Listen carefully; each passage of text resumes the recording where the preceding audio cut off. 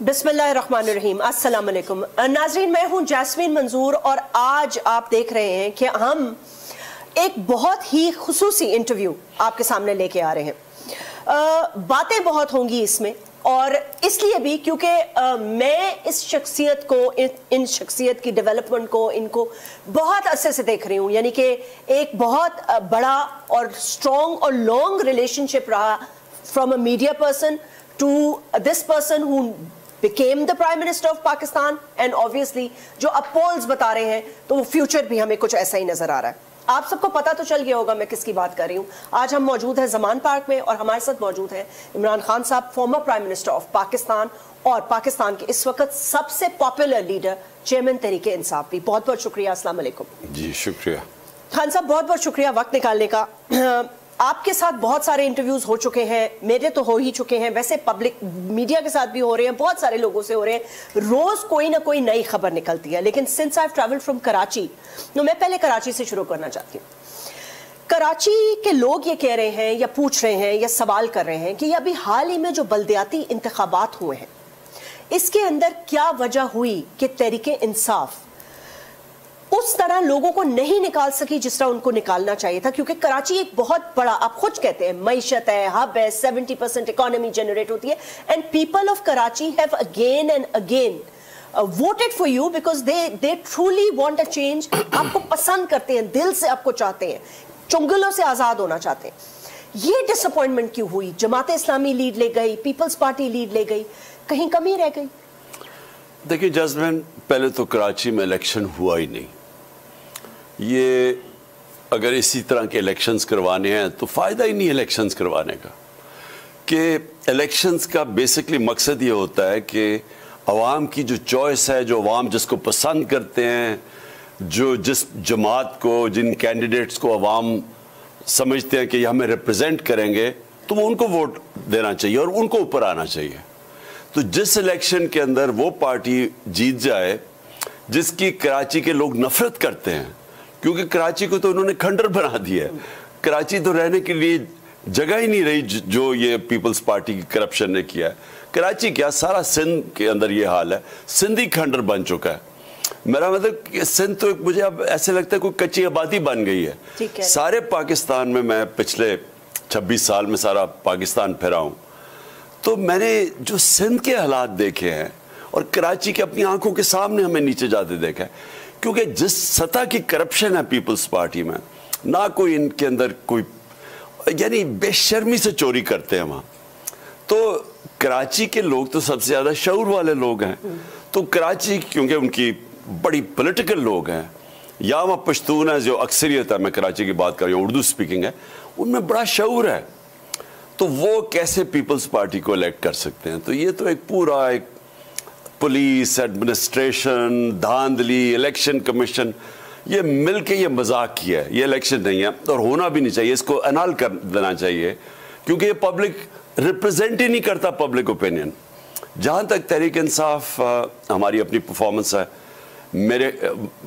हमारी जो local body election होता है उसके अंदर ख़ास तौर पे आपकी तंजीमों का बहुत बड़ा रोल होता है, क्योंकि उन्होंने लोगों को निकालना होता है। वो छोटा इलेक्शन हो रहा था महलों का, तो उसमें हमारी जो तंजीम है वो उस सतह की परफॉर्मेंस दे नहीं सकी या बन सकी जो कि लोकल गवर्नमेंट में धांधली के बावजूद जीती। जिस तरह पंजाब में हम जीते थे बाई इलेक्शंस, इन्होंने पूरी धांधली की पंजाब के अंदर, गवर्नमेंट इनकी थी, हमजा की थी, लेकिन हमारी जिस लेवल की लोकल ऑर्गेनाइजेशन, हालांकि इससे बेहतर होनी चाहिए, लेकिन वो इस तरह पब्लिक निकली कि धांधली के बावजूद हार गए वो।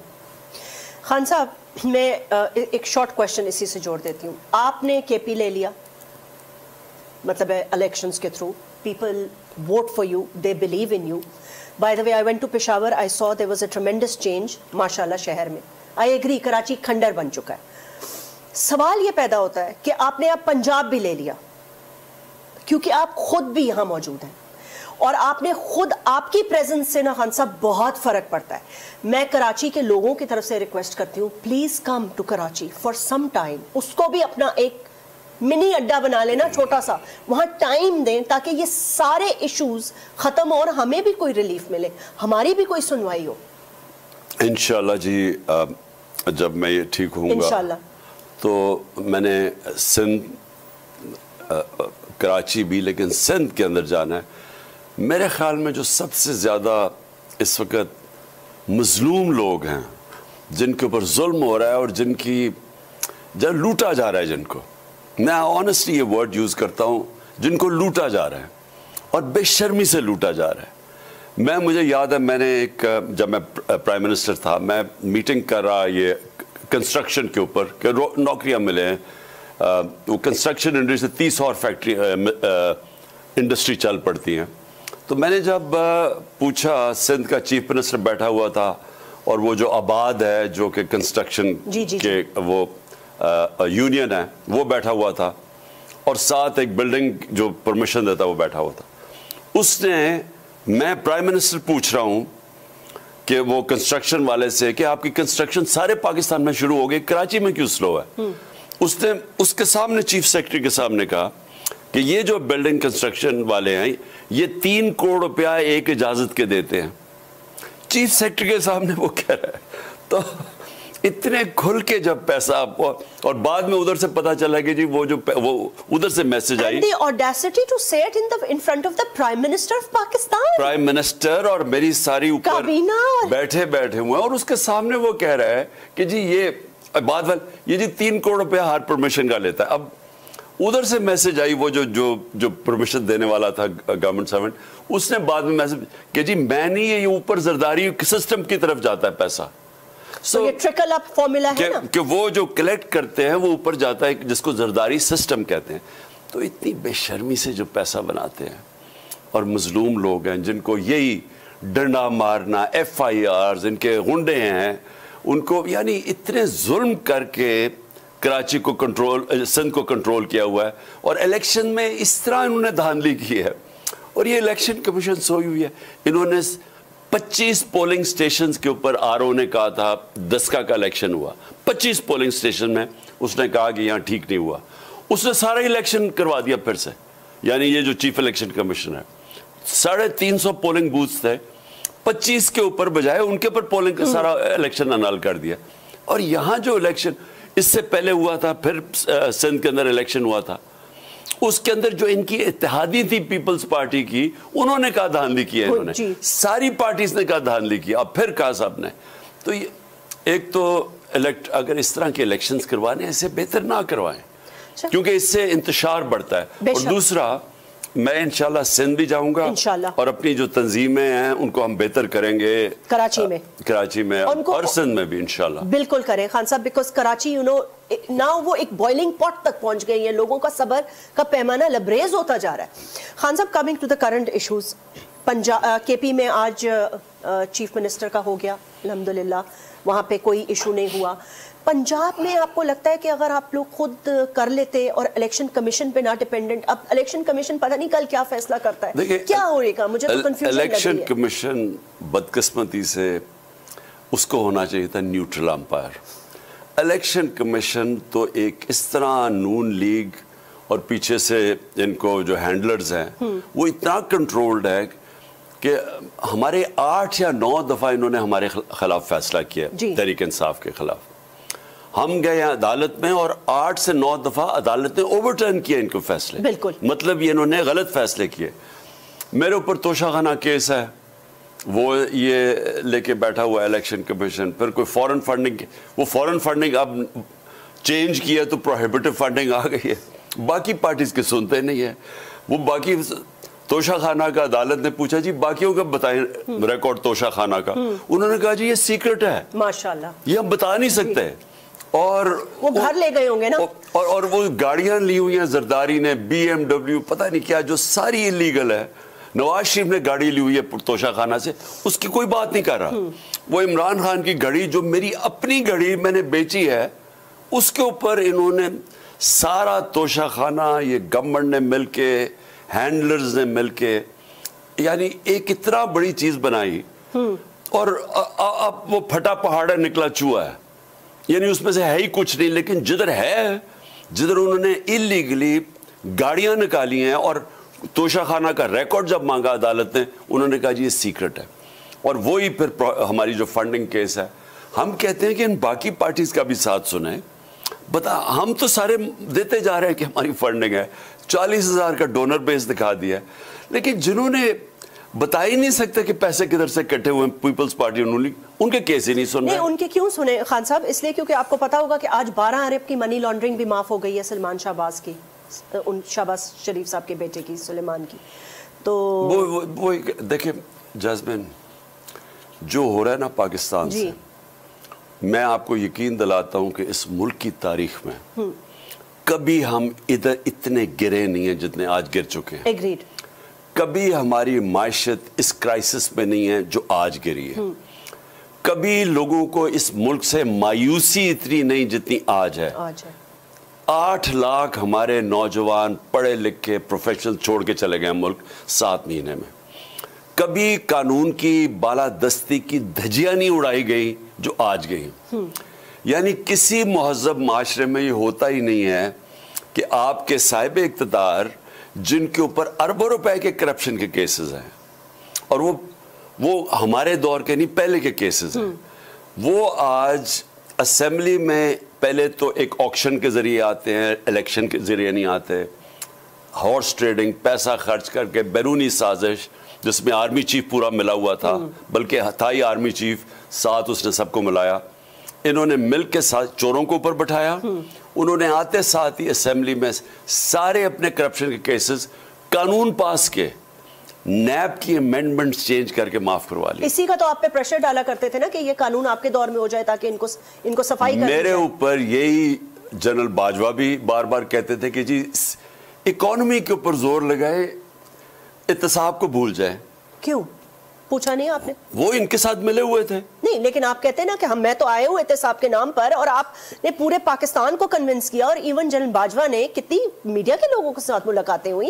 جنرل باجوہ نے, ایک جنرل باجوہ تھے ایکسٹینشن سے پہلے, ایک تھے ایکسٹینشن کے بعد. ایکسٹینشن سے پہلے جنرل باجوہ بھی میڈیا کو بٹھا کے کہتے تھے کہ انہوں نے کتنی چوری کی ہے. جی ٹھیک ہے, بالکل سب کو بتاتے تھے. مجھے یعنی یہ نواز شریف کی چوری, ان کی جے آئی ٹی جو جنرل باجوہ نے 2 بریگیڈیئر بھیجے تھے, انہوں نے ہی ثابت کیا نواز شریف کی پینما کیس, جس کی وجہ سے نواز شریف آج تک معاف نہیں کر رہا ہے جنرل باجوہ کو. ان کا وہ دماد نے آج بولا ہے ان کے کیس, یا 2 دن پہلے.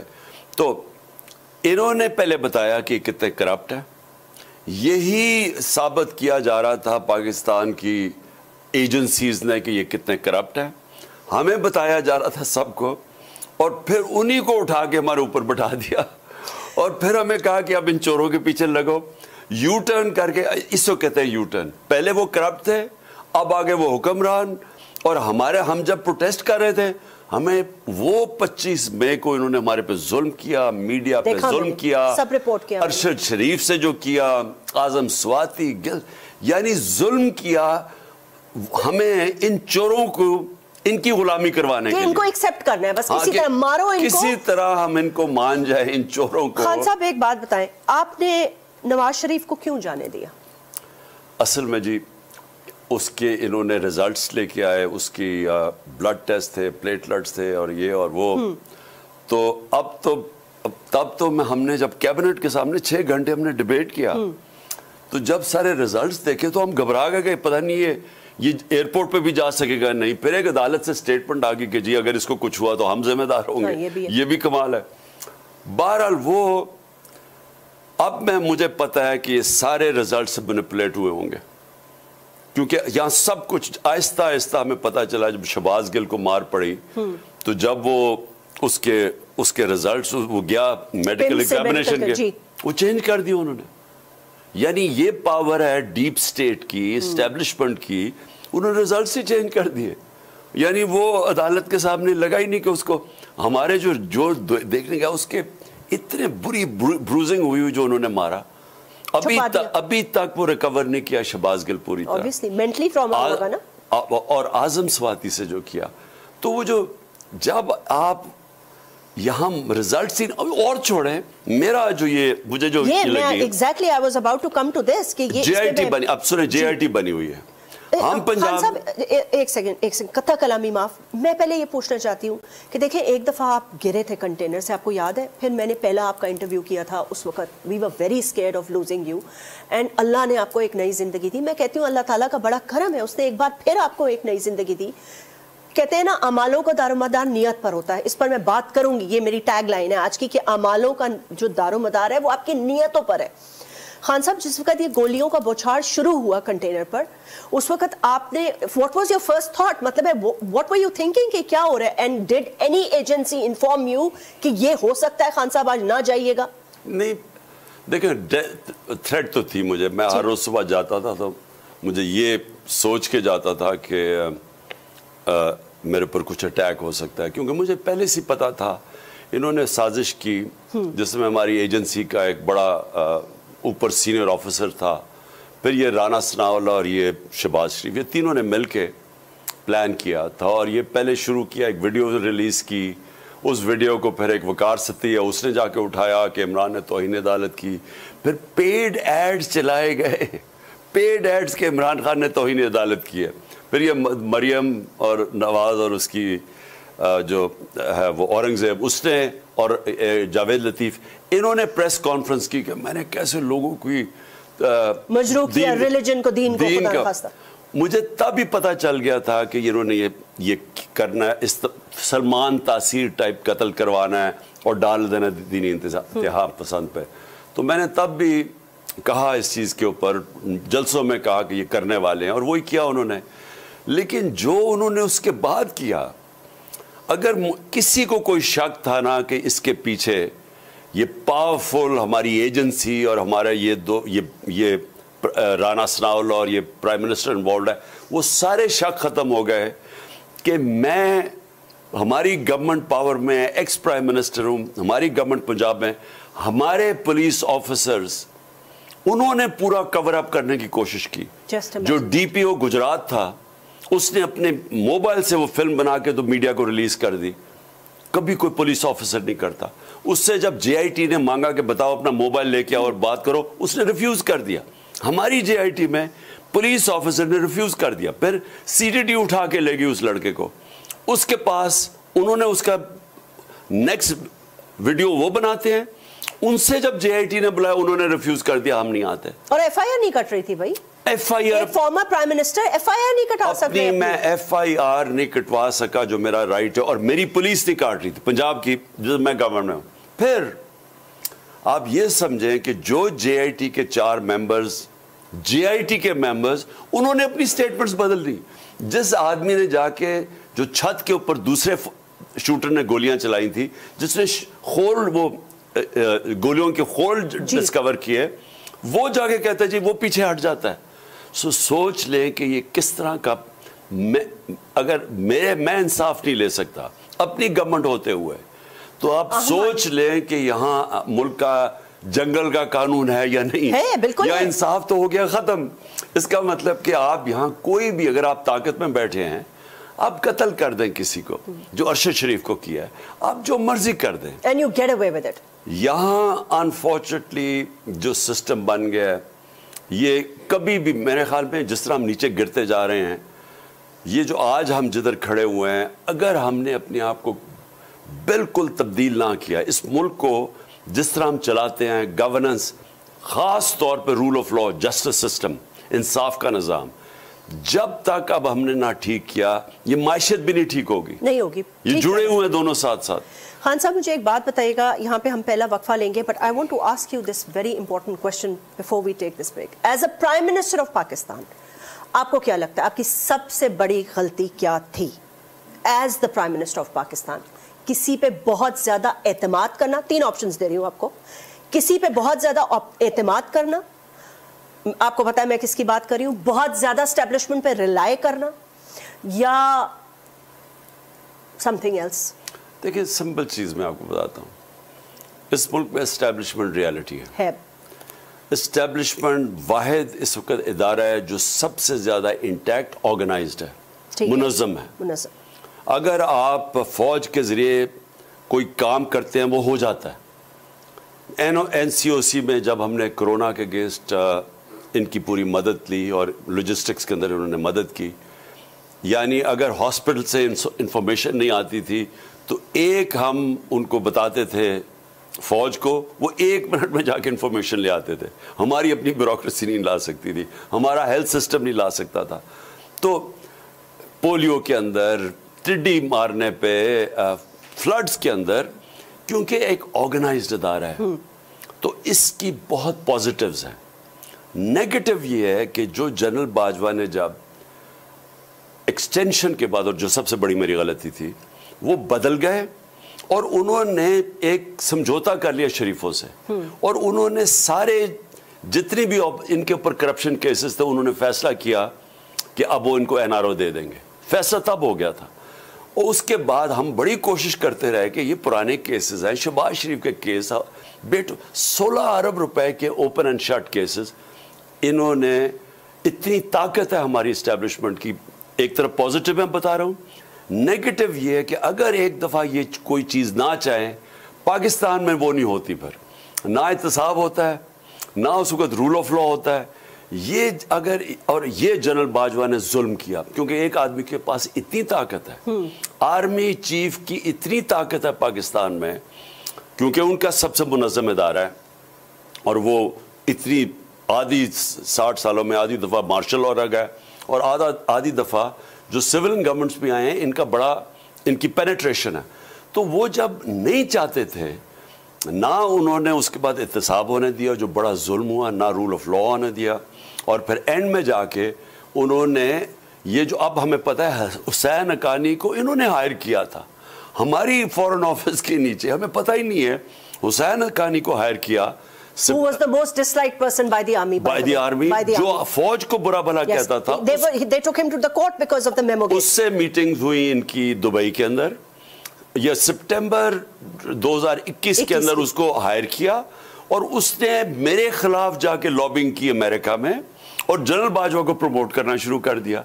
तो वो जो डोनाल्ड लू का अब जो साइफर आया था जी, वो उधर से नहीं इनिशिएट हुआ, वो यहां से पहले लॉबिंग की मेरे खिलाफ कि मैं बड़ा एंटी अमेरिकन हूं और फिर आया। तो कड़ी से कड़ी मिल गई। एक छोटा सा वक्फा यहां हम लेना चाहेंगे, लेकिन ब्रेक के बाद many more important questions to come.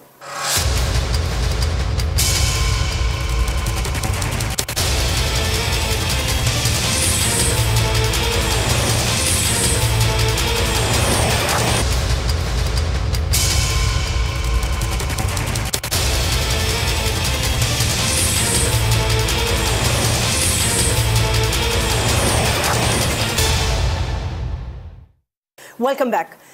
Khan साहब, अभी ब्रेक से पहले आपने बताया सो आपको पूरा पता चल गया कंस्पिरेसी कहां से बनी, कैसे हुई। We know about it, you know about it. एक वजीर आजम भी इतना बेबस होता है इस मुल्क में, अनफॉर्चुनेटली, दैट्स अ फैक्ट। आपने कहा ये इदारा मुनज़्ज़म भी है और मजबूत भी है, and they are a reality. अभी हाल ही में आपने एक ऑप्शन दिया, एक आपने स्टेटमेंट दी थी कि मेरे पे लोगों को फोन करके कह रहे हैं कि रेड लाइन लगा दी है। I mean, what does that mean? कैसे किसी बड़े पॉपुलर लीडर पे कोई रेड लाइन लगा सकता है? क्या करेंगे जो आप पे रेड लाइन लगा दी है इन्होंने?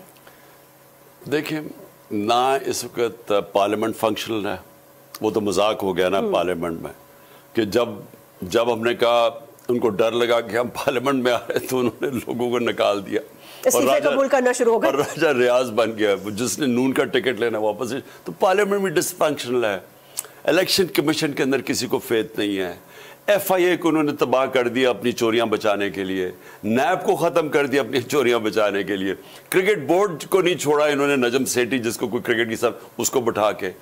तो जो हम उम्मीद कर रहे थे कि बाजवा के जाने के बाद न्यूट्रल होगी एस्टेब्लिशमेंट, वो न्यूट्रल नहीं है अभी न्यूट्रल नहीं है। जो पंजाब कह रहे थे कि हम होंगे, जो मुझे अफसोस से कहना पड़ता है कि जो पंजाब के अंदर हुआ, जिस तरह इन्होंने चौधरी परवेज अलाई को आके ये यहाँ के ये जो मिस्टर एक्स एंड वाई हैं, इन्होंने जिस तरह जोर लगाया कि आपने नून लीग या ज्वाइन करें और या फिर नो कॉन्फ्रेंस, यानी धमकियाँ दी कि उनके हम करप्शन केसेस सामने ले आएंगे। हमारे यहाँ MPs को जिस तरह इन्होंने दबाव में लाया, इमरान खान के ऊपर कांटा डाल दिया है, इसको अब भूल जाए। तो कैसे डाला है भाई? अवाम जिसके साथ हो उस पर आप कांटा कैसे डाल सकते हैं? वो कहते हैं ना, कोई तारीख से कुछ सीखा नहीं है कि मुजिबुर रहमान के पर कांटा डाल के मुल्क पे कांटा डाल दिया, आधा मुल्क टूट गया। कितनी एग्जाम्पल्स हैं। यानी इन्होंने वो जुल्फ़िकार अली भुट्टो को, पीपल्स पार्टी को ख़त्म करते करते MQM बना दी कराची में, जिसने कराची उस वक्त जो इंतशार हुआ कराची में, फिर हकीकी बना दी, फिर कितनी और ऑर्गेनाइजेशन, फिर सबसे बलूचिस्तान अभी तक रिकवर नहीं किया। नवाब ज़्यादा वो नवाब अकबर बुख्ती के ऊपर कांटा डाल के आज तक कोई इमेजिन नहीं कर सकता कितनी कीमत अदा की। और मुझे खौफ है बलोच इलाकों के अंदर कि वहाँ इतनी नफरत हो गई है पाकिस्तान के खिलाफ। तो ये कांटे डाल के कभी भी पॉलिटिकल लीडर्स जिनके पास पब्लिक होती है, आप उनको ख़त्म नहीं करते। आप कांटे डाल के कि वो ज़्यादा आप उनको जेल में डालें या उनके ऊपर डिस्क्वालीफाई करें तो और उनकी मकबूलियत बढ़ जाती है। तो इससे पॉलिटिकल लीडर्स ख़त्म नहीं होते, मुल्क को नुकसान होता है। तो मैं सिर्फ मेरी जो आपकी बात है ना कि आगे जाना कैसे, जी, नए आर्मी चीफ से कोई बातचीत, कोई दरवाजा खोला है? मेरी कोई बातचीत नहीं है through the president of Pakistan. लेकिन मैं आपको ये बता दूं कि जो एक रास्ता है फ्री एंड फेयर इलेक्शंस का, कराची के इलेक्शंस नहीं, फ्री एंड फेयर इलेक्शंस, अगर वो हम नहीं अपनाएंगे आज, मैं आज आपको बता रहा हूं कि पाकिस्तान के क्राइसिस उधर पहुंच जाएगा जो सबके हाथ से निकलने वाला है। पाकिस्तान की इकोनॉमी, IMF का मिल भी, पहले तो IMF के पास अगर जाना पड़ेगा इनको, जा रहे हैं, नहीं तो वो रुपया जो डिफॉल्ट के ऊपर गया तो वो आप सोच नहीं सकते कि मुल्क क्या होगा। तो जब जाएंगे महंगाई आएगी, क्योंकि इन्होंने तो मुल्क की इकोनॉमी तबाह कर दी है। ये तो दुश्मन भी ना करता जो इन्होंने किया 7-8 महीने में मुल्क की। यानी जो हमारी कैपेसिटी है कर्जे वापस करने की, exports, remittances, industry, tax collection, वो सब नीचे चली गई है और ऊपर से कर्जे बढ़ गए हैं। तो इन्होंने तो वो मुल्क से किया है जो कि अगर कोई दुश्मन होता वो ना करता। सही कह रहे हैं। अच्छा, अब इससे निकलने के लिए बजाय इस वक्त इस तबाही को रोकने के लिए एक इलेक्शंस करवाएं और साफ और शफाफ, जिससे पॉलिटिकल स्टेबिलिटी आए, जिससे लोगों को इत्मीनान हो, एक नई गवर्नमेंट आए, नया मैंडेट आए। शायद आपकी वजह से नहीं कराना चाहते ना, because they foresee you coming into power मेरे अगेन। खौफ की वजह से आप ये सोच लें कि ये मुल्क को तबाही की तरफ आप लेके जा रहे हैं। ये खौफ कि इमरान खान ना आ जाए, ये मुल्क को उधर लेके जा रहे हैं। मैं किसी से IMF से, किसी जो इकोनॉमिक्स समझता है, पॉलिटिक्स समझता है, सबको पता है कि हम श्रीलंका के सिचुएशन से कोई महीना दूर हैं।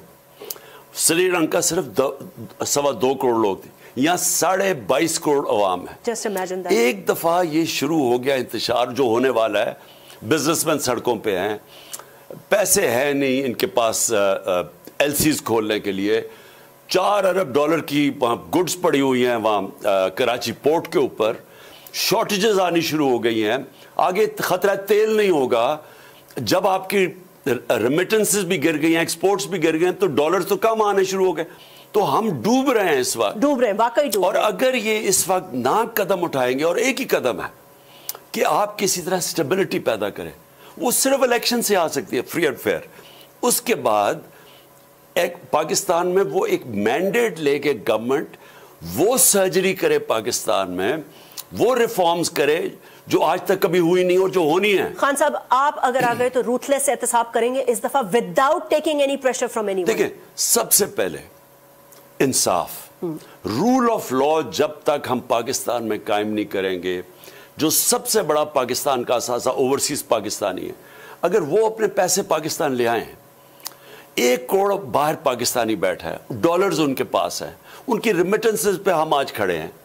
अगर उनकी इन्वेस्टमेंट आनी शुरू हो जाए, हम ना IMF की ज़रूरत है ना सऊदी अरेबिया उनसे भीख मांगने या बाकी मुल्कों से, एक दफ़ा उनकी इन्वेस्टमेंट तो आए। वो इन्वेस्टमेंट क्यों नहीं आती? क्योंकि इंसाफ ही नहीं है, लोगों को पाकिस्तान के जस्टिस सिस्टम पे एतमाद नहीं है। हमेशा इन्वेस्टमेंट उस मुल्क में आती है जिधर गवर्नेंस के ऊपर कॉन्फिडेंस हो, कॉन्ट्रैक्ट एनफोर्समेंट। अगर मैं अगर यहाँ सरमायाकारी करता हूँ तो मेरा पैसा चोरी नहीं होगा, फ्रॉड नहीं होगा, इसलिए वो दुबई जाके इन्वेस्ट करते हैं, मलेशिया जाते हैं लोग, पाकिस्तान में नहीं कर रहे। तो इसलिए नंबर 1 चीज़ है रूल ऑफ लॉ कायम करना पाकिस्तान में। उसके बाद सर्जिकल रिफॉर्म्स चाहिए पाकिस्तान में تاکہ یہ جو مافیاز بیٹھے ہیں, ایلیٹ کیپچر ہے, یہاں سے جو ڈالر باہر جا رہا ہے, ساری رولنگ ایلیٹ یہاں سے پیسے چوری کر کے ہنڈی حوالے کے ذریعے باہر بھیج رہی ہے. ملک کیسے آگے بڑھ سکتا ہے؟ خان صاحب وی ہیو 5 more minutes, جس میں سے میں چاہوں گی کہ آپ 1 منٹ میں تو پہلے پنجاب کے کیئر ٹیکر کا جواب دے دیں, کیونکہ اگلے 4 منٹ میں I want to ask you completely something different from politics. دیکھیں پنجاب کے اندر اب کے پی میں کیا ہوا, ایک اعظم خان سلیکٹ کیا, سب کو پتا ہے کہ ایک ایماندار, ایک ایسا آدمی, ایک credible neutral umpire opposition government نے تسلیم کر کے. اب پنجاب میں کیا ہو رہا ہے, ہم نے اپنی طرف سے بہترین وہ لوگ دیے جو پرو پی ٹی آئی نہیں ہیں, سکھیرا ہیں جو کیبنٹ سیکرٹری ہیں ان کے, شہباز شریف کے, ان کے ساتھ رہ چکے, اور ایک اور ہم نے نام لیا, ایک نصیر خان کا نام دیا جو کہ ورلڈ ہیلتھ آرگنائزیشن کے اندر چیئرمین رہ چکا ہے. ہم نے اپنی طرف سے کریڈیبل نام دیے, انہوں نے کیا نام دیے, ایک فرنٹ پہنا زرداری کا, ایک فرنٹ پہنا آصف شہباز شریف کا. وہ ایک کرپٹ ترین آدمی ہے, ایک نے پوری رجیم چینج میں ہمیں گرانے کی پوری سازش کے اندر وہ ملوث تھا, وہ اور اینٹی پی ٹی آئی ہے. یہ ان کا آئیڈیا نیوٹرل امپائر کا, کیئر ٹیکر کا تو مطلب یہ ہے کہ آپ کا نیوٹرل امپائر کھڑا ہو. انہوں نے تو وہ آدمی کھڑا کر دیا ہے جو کہ نون لیگ سے بھی ہمیں زیادہ نقصان پہنچانے والا, وہ اس سے چیف منسٹر. آپ ایکسپٹ کریں گے یا فائٹ کریں گے اس کو؟ بالکل اس کو ایکسپٹ نہیں کریں گے, ہمارے پاس اس کا ٹریک ریکارڈ ہے پورا, ہمیں پتہ ہے الیکشن کمیشن کا فیصلہ آپ ایکسپٹ نہیں کریں گے اگر ایسا کوئی خدا نہ خواستہ. دیکھیں جی, الیکشن کمیشن اس طرح کا آدمی اگر اپوائنٹ کرے گا, پہلے تو الیکشن کمیشن کی ویسی کریڈیبلٹی ختم ہے. اگر اس طرح کے آدمی کو اپوائنٹ کریں گے تو پہلے تو پبلک میں اور ننگا ہو جائے گا election commission. And you will not accept it obviously. بالکل ہم ایکسپٹ نہیں کریں گے. جی خان صاحب, سارے سیاسی سوال سائڈ پہ رکھ دیتی ہوں. آپ کو میں بہت عرصے سے جانتی ہوں, آپ کی پارٹی کی گروتھ میں نے دیکھی, بلکہ اس دن پریزیڈنٹ آف پاکستان سے میں نے انٹرویو کیا تو وہ کہہ رہے تھے ڈاکٹر صاحب کے ایک زمانے میں ہمیں ٹانگا پارٹی کہا جاتا تھا, اور آج اللہ نے آپ کو ماشاءاللہ بہت عزت دی ہے. You are very popular, people, لوگ آپ کو چاہتے ہیں, دل سے چاہتے ہیں. آپ کی لائف میں ایک بہت بڑا چینج آیا ہے, لائک بہت سالوں سے یا کچھ سالوں سے ایک اسپرچل جرنی آپ نے شروع کی ہے. I want you to tell the people of Pakistan, especially جو یوتھ ہے آپ کی فالوور, اس سے کیا چینج آیا ہے اور یہ چینج کیوں آیا ہے آپ کے اندر؟ اصل میں جذبن دیکھیں جو چینج ہے نا, جس وقت لا الہ الا اللہ کا مطلب لوگ سمجھ جاتے ہیں نا, اور سمجھ جاتے ہیں, بولتے نہیں ہیں اوپر سے, جب دل میں چلا جاتا ہے تو چینج تب آنا شروع ہوتا ہے. ایمان انسان کے اندر چینج لاتا ہے. جب آپ کو یہ پتہ چل جاتا ہے کہ ایک اللہ ہے اور آخرت ہے, اور میں اللہ کے سوا کوئی اور کسی کو خدا نہیں مانتا, اور وہ پھر اگر آپ اس کے اندر جب غور کرتے جاتے ہیں آپ کی زندگی آسان ہو جاتی ہے. ایاک نعبد و ایاک نستعین, یہ وہی کلمے کا ایک اور طرح کی, اللہ صرف تیرے سے میں عبادت کرتا ہوں, تیرے سے مدد مانگتا ہوں, صرف تیری عبادت کرتا ہوں. چینج تب آتا ہے انسان میں, اور وہ چینج کیا ہوتا ہے, انسان آزاد ہو جاتا ہے, اور صرف آزاد انسان کی پرواز ہوتی ہے, غلاموں کی پرواز نہیں ہوتی. علامہ اقبال کی اگر آپ شاعری سے ہی سمجھ جائیں تو وہ جو کیا رہے ہیں لوگوں کو, اس وقت غلام ہندوستان میں مسلمان تھے, ان کو آزاد کرنے کے لیے جگا رہے تھے, اور ان کی خودی کی اور خودداری کا, لا الہ الا اللہ انسان کو خوددار بناتا ہے, غیرت دیتا ہے. میں کسی کے سامنے جھکتا نہیں, میں جھوٹ نہیں بولتا, جھوٹ پکڑا جائے گا میری غیرت خراب ہوگی. میں کوئی ساری دنیا کی اپوزیشن ایک طرف ہو جائے, امریکہ آپ سے ناراض ہو جائے, جو مرضی ہو جائے, آپ کا جب اللہ میں ایمان آ جاتا ہے تو وہ ایمان کی جو قوت ہے وہ اصل میں شکست دیتی ہے. اور میں صرف آخر میں مدینہ کی ریاست کی اس لیے بات کرتا ہوں کہ دنیا کی تاریخ کا سب سے بڑا انقلاب آیا تھا. بے شک 627 میں جنگ خندق ہوئی, بال بال امہ بچی. قرآن کے اندر ہے کہ کیا حالات تھے امہ کے, بال بال بچی. اور 10 سال کے بعد 2 سپر پاورز, پرشین ایمپائر اور رومن ایمپائر, دونوں ان کے سامنے گھٹنے ٹیک دیتے ہیں. یہ تاریخ ہے, یہ انسانی, یہ ہسٹری بکس میں لکھا ہوا ہے کہ 10 سال میں وہی لوگ دنیا کی امامت کی, انہوں نے, ان کی پرواز آسمان پہ پہنچ گئی. نبی صلی اللہ علیہ وسلم نے یہ کیا تھا. لوگ سمجھتے ہیں تلوار کی وجہ سے, ان کے 10 سال میں 622 اور 32 کے بیچ میں 1300-1400 لوگ صرف مرے تھے دونوں طرف، لیکن فکری انقلاب آ گیا تو لوگ آزاد ہو گئے تھے، شعور آزاد ہو گیا. میں یہ چاہتا ہوں نہیں، آزاد انسان کی پرواز ہے.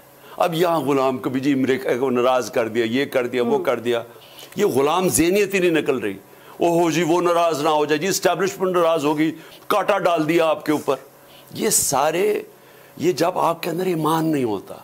میں چاہتا ہوں میرا جو نوجوان ہے وہ آزاد ہو، اس کی بڑی سوچ ہو، وہ ویژن ہو اس کی کہ یہ پاکستان ایک بڑی خواب تھی.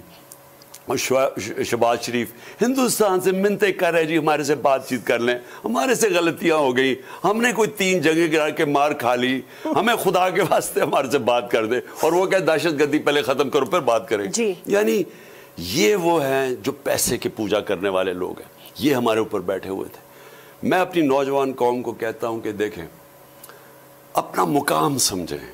آپ ایک نبی صلی اللہ علیہ وسلم کی امت ہو، وہ جو دنیا کے سب سے بڑے لیڈر تھے، انہوں نے دنیا کی تاریخ کا سب سے بڑا انقلاب لے کے آئے تھے.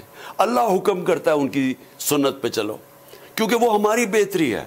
ہم جب ان کی سنت سے اترتے ہیں تو ہم یہ بن جاتے ہیں جو مولانا رومی نے کہا تھا کہ جب اللہ نے تمہیں پر دیے تو کیوں چونٹیوں کی طرح رینگ رہے ہو. ہم زمین پہ رینگ رہے ہیں.